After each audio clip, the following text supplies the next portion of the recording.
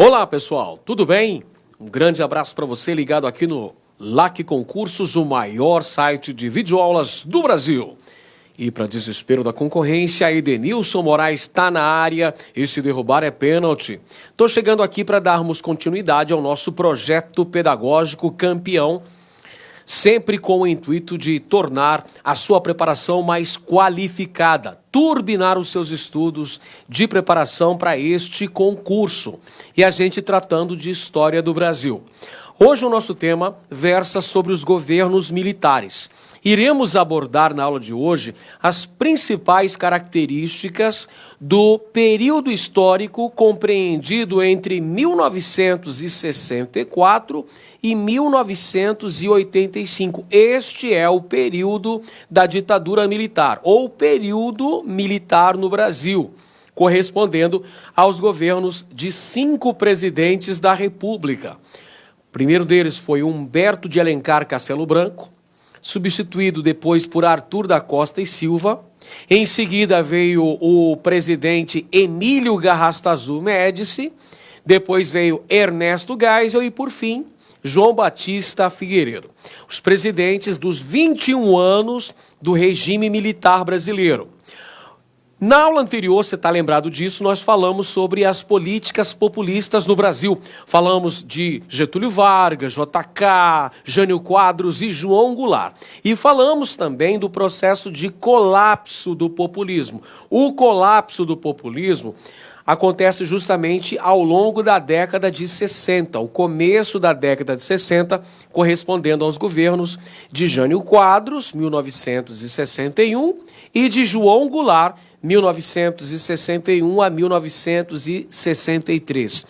Todos os problemas que o Brasil enfrentava naquele momento histórico, com crise econômica, com inflação elevada, dívida externa, a oposição do Congresso Nacional ao presidente da República, vários setores conservadores que eram contra as políticas populistas implementadas pelo presidente João Goulart, que fazia a defesa das reformas de base, e todo aquele processo político que levou ao agravamento daquela crise, que culminaria com o golpe civil-militar de 31 de março de 1964, que não apenas depôs o presidente da República, João Goulart, como inaugurou um período em que os militares eram representantes das Forças Armadas, notadamente representantes do Exército Brasileiro.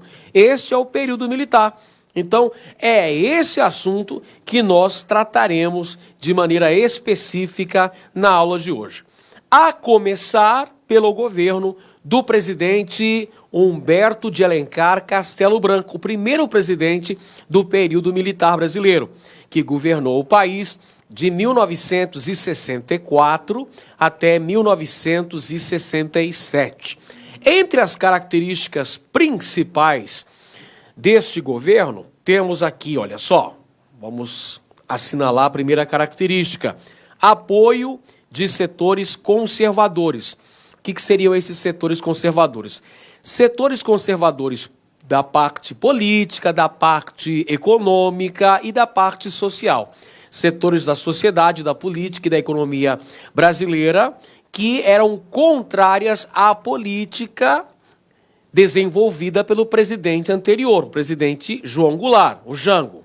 Beleza? Então, esses setores conservadores vão apoiar não apenas o golpe de 31 de março de 1964, mas também a implantação do regime militar que seguiu ao golpe. Então temos aqui apoio de setores civis conservadores, postura intervencionista e autoritária. Aliás, isso aqui vai acabar sendo uma característica comum ao longo dos governos do período militar.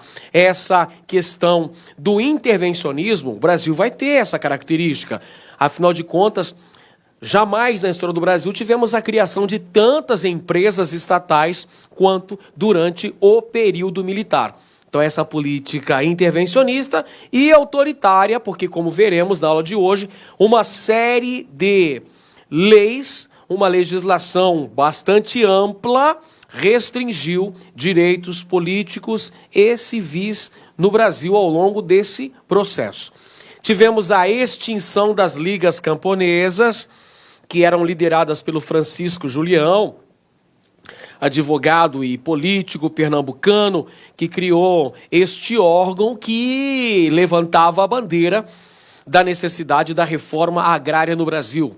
É preciso sublinhar também que as ligas camponesas faziam apoio ao presidente João Goulart. Lembra que havia aquela denúncia, aquela acusação de setores da imprensa brasileira, setores da sociedade brasileira, que acusavam João Goulart de ser comunista, devido a essa proximidade com algumas entidades de esquerda, dentre elas a Liga Camponesa, ou as ligas camponesas, que eram um órgão defensor da reforma agrária no Brasil. Portanto, quando começa o regime militar, acabou com as ligas camponesas, colocadas na ilegalidade. Perfeito?